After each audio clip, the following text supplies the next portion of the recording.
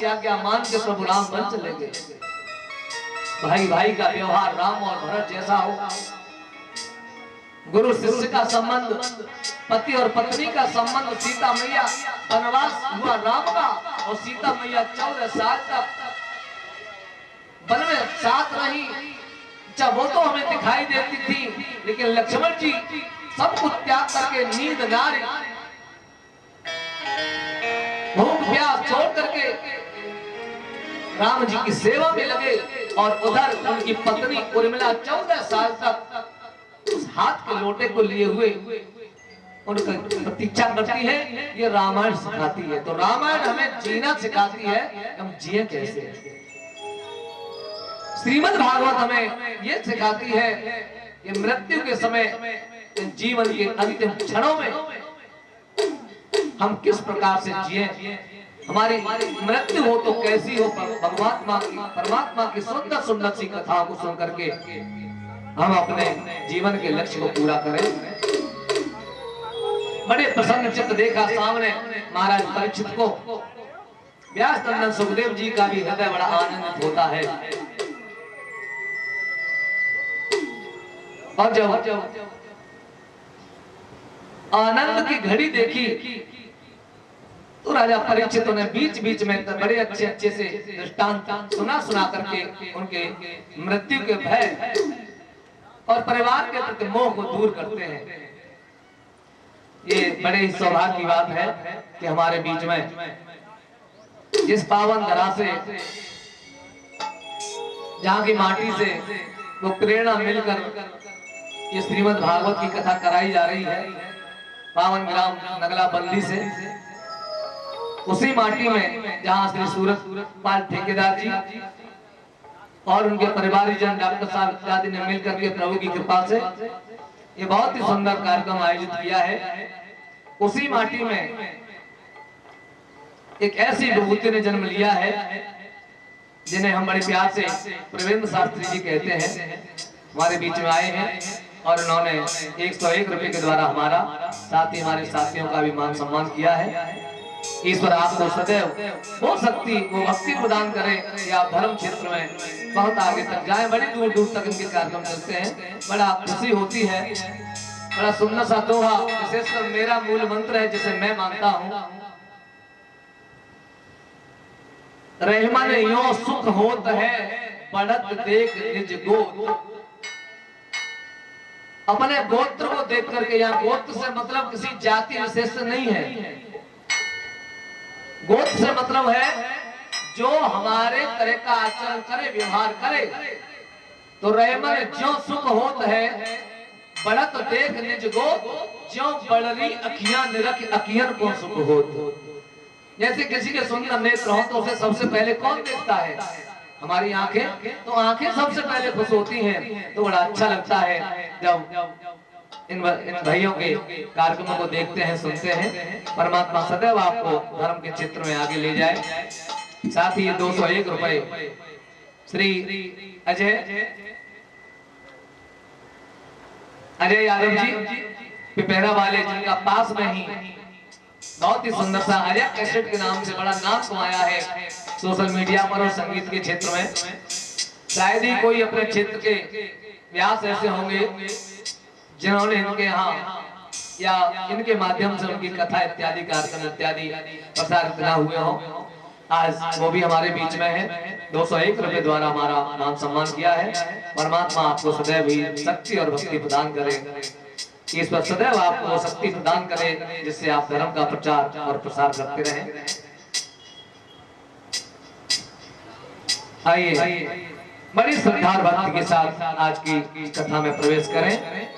उससे पहले हमें बहुत छोटा सा दृष्टांत याद आता है। महाराज परीक्षित की दशा को देख करके थोड़े परेशान हो गए थे, लेकिन परमात्मा के प्रति अपनी श्रद्धा नहीं छोड़ी, विश्वास नहीं छोड़ा, तो हंसते हुए सामने बैठे हैं। मैं उनके इसी स्वस्थ जीवन की कामना करते हुए परमात्मा से यही प्रार्थना करता हूँ, सर्वे भवन्तु सुखिनः, सर्वे सन्तु निरामयाः, सर्वे भद्राणि पश्यन्तु मा कश्चित् दुःखभाग् भवेत्।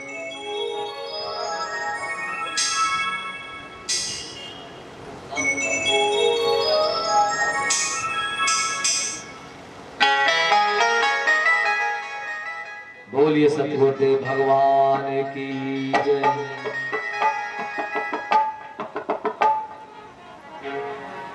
स्वामी सुखदेव जी सामने बैठे हैं तो राजा परीक्षित उन्हें पावन प्रसंग सुनाते हैं। एक दृष्टांत आता है। एक नगर है जिसका नाम है आनंद नगर। उस आनंद नगर में एक राजा राज्य करते हैं जिनका नाम है निर्मोही। आनंद नगर में राजा निर्मोही राज्य करते हैं। बड़ी सुंदर व्यवस्थाएं हैं, धर्मशील और सत्संगी राजा। सारे राज्य में बड़ा आनंद ही आनंद रहता है। इनके एक बेटा है। बेटा धीरे धीरे बड़ा हुआ और जब बेटा बड़ा हो गया तो उसका विवाह हुआ। विवाह होने के बाद एक दो दिन बाद, जैसा कि हम लोग देखते हैं जब शादी होती है, विवाह होता है, तो दो चार रिश्तेदार, कोई मौसी के लड़का, बुआ के लड़का, मामा के लड़का बराबर के जो हो वो रुक जाते हैं। दूसरे ही दिन कहा चलो शिकार खेलने चलते हैं। कई साथी साथ में हैं, धीरे धीरे आगे बढ़े। शिकार खेलने के लिए घोड़ा दौड़ता हुआ चला जा रहा है। बियाबान जंगल में पहुंच गए। सज्जनों, उस जंगल में जाकर के देखा, धीरे धीरे शाम होने आई और अचानक मौसम खराब हो गया। मौसम खराब हुआ,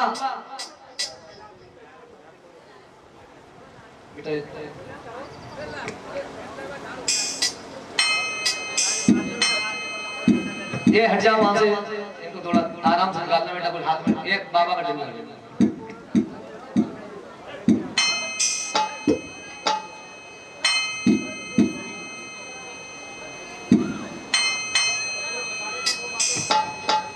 बोलिए सतगुरुदेव भगवान की।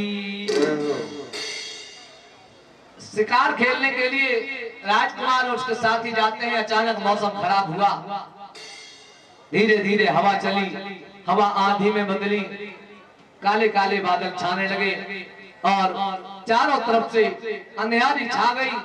बारिश होने लगी, बिजली कड़कने लगी। घमासान बारिश के बीच में एक एक करके उसके साथी पिछड़ते चले गए। राजकुमार अकेला रह गया। आगे रास्ता भूलता है, कुछ देखा ही नहीं दे रहा। सामने और बढ़े तो देखा एक महाराज है, संत जी की कुटिया है। कुटिया के पास पहुंचे, आवाज लगाई, अरे इस कुटिया में कोई हो तो मुझे थोड़ा समय दे दो, थोड़ी जगह मिल जाए। आधी रात हो गई है, मैं चाहता हूँ थोड़ा सा मुझे विश्राम मिल जाए। मैं रास्ता भूल गया हूँ, रास्ता भटक गया हूँ। डरावनी रात में स्वामी जी बैठे हैं। उन्होंने कहा बेटा जगह तो है, लेकिन मैं तुम्हें अपने पास रख नहीं सकता। राजकुमार बोला क्यों महाराज, क्यों नहीं रख सकते? मैं इसलिए नहीं रख सकता क्योंकि मैं अपने घर परिवार सबको छोड़ करके आया हूं। अगर तुम मेरे पास रहोगे तो मुझे तुमसे मोह हो जाएगा, इसलिए जाओ भैया कहीं और जाओ। राजकुमार हंसा और बोला महाराज मैं आपके पास घंटे दो घंटे रुकूंगा, उसमें ही तुम्हें मोह हो जाएगा। मेरे यहाँ तो किसी को किसी प्रकार का मोह है नहीं, चाहे कोई कहीं जाओ। कैसा मोह नहीं है? मोह ऐसा नहीं है कि चाहे कोई मर जाए, चाहे कोई बिछुड़ जावे, और हमारे यहाँ कोई किसी से मोह नहीं करता। बाबा हंसे बेटा ऐसा तो हो ही नहीं सकता। कहाँ रहते हो? बोले महाराज में आनंद नगर के महाराज निर्मोही का बेटा हूँ, जहाँ चारों तरफ आनंद ही आनंद रहता है, कोई किसी से मोह नहीं करता। स्वामी जी बोले बेटा ऐसा कैसे हो सकता है? बोले बिल्कुल ऐसा ही है। तो अच्छा ठीक है, मैं जाकर के देख करके आऊंगा। सज्जनों, स्वामी जी ने उस राजकुमार से कहा कि तुम मेरी कुटिया पर रुको। मैं प्रातः नगर में जाकर के पूछ करके देख करके आऊंगा क्या तुम्हारी बात सत्य है। सवेरा होता है, स्वामी जी हाथ में कमंडल लेकर के आनंद नगर की सीमा में प्रवेश करते हैं। सामने देखा एक पहरेदार खड़ा हुआ है। पहरेदार ने प्रणाम किया, पूछा महाराज जी कहां से आगमन हुआ। संत जी बोले बेटा मैं बड़ी जरूरी खबर लेकर के यहाँ आया हूँ। क्या खबर है? खबर ये है कि जो तुम्हारे यहाँ का राजकुमार है ना, बोले हाँ। वो कहाँ है पता है? बोले कुछ नहीं, कल शिकार खेलने गए, लौटे आए कि नहीं? बोले नहीं लौटे। बोले अब नहीं लौटेंगे, उन्हें शेर ने खा लिया। झूठी बात बनाने लगे परीक्षा लेने के लिए, शेर ने खा लिया। तो पहरेदार हंस गया, बोला ठीक रहे, कहां दुनिया के झंझट में पड़ता बेचारा, बहुत अच्छा हुआ। अब महाराज जी चक्कर में पड़ गए। बोले ऐसा तुम कर रहे हो, तुम्हें नहीं लगता कि तुम्हारे राजा का बेटा शेर ने खा लिया? तो पहरेदार बोला बाबा कपड़े रंग के क्या हुआ सुनो, जब मन को नहीं रंगा पाई। तप तप तप सी बन तन को तपा, पर मन को नहीं तपा पाई। महाराज तुमने इतनी तपस्या करी पर जाको प्रभाव न पड़ो। अरे काऊ को लड़का शेर ने खाओ, तुम्हें कब पड़ी इतनी जो तपस्या छोड़ के चले आए। ये श्री रामपाल सिंह फौजी श्याम बिहार से, इन्होंने 101 रुपए हमें प्रदान किए हैं। साथ ही उधर भंडारे में 501 रुपए प्रदान किए हैं। परमात्मा आपको शक्ति और भक्ति प्रदान करे, ऐसी प्रभु से कामना है। पहरेदार ने जब ऐसी बात कही तो बाबा को लगी कि ये तो नौकर है, इसको किसी से क्या लगाओ, अपनी ड्यूटी करेगा, अपने घर जाएगा। चलो अंदर घुसते हैं। धीरे धीरे महाराज जी जब अंदर घुसे, आगे पहुंचे तो उन्होंने देखा सामने एक नव युवती जिसका अभी विवाह हुआ है, अपनी दासियों से आगे बढ़ती हुई जा रही है। ये स्त्री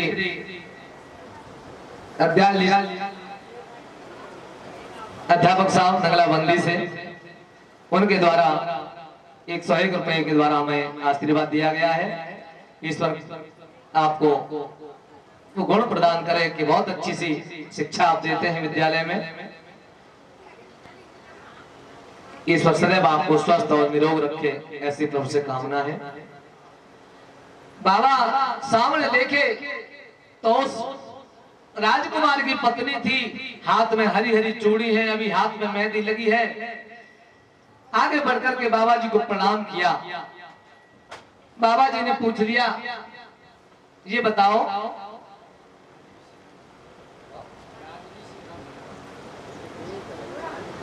ये श्री राजवीर सिंह जी ग्राम झिनवार से हैं।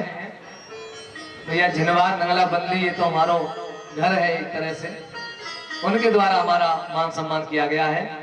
परमात्मा सदैव आपको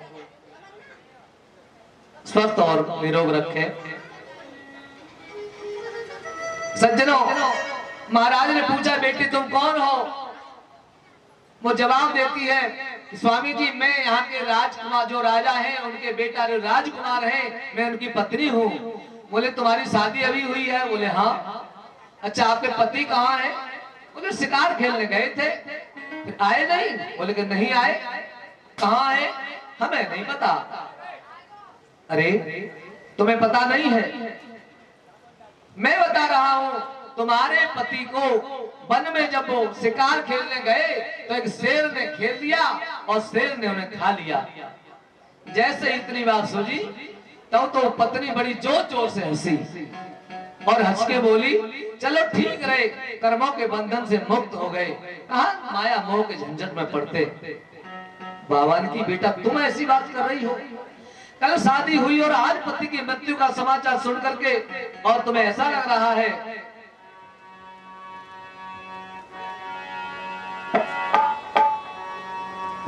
राजकुमार की पत्नी कहती है जिसका 2 दिन पहले ही विवाह हुआ है कि तब सी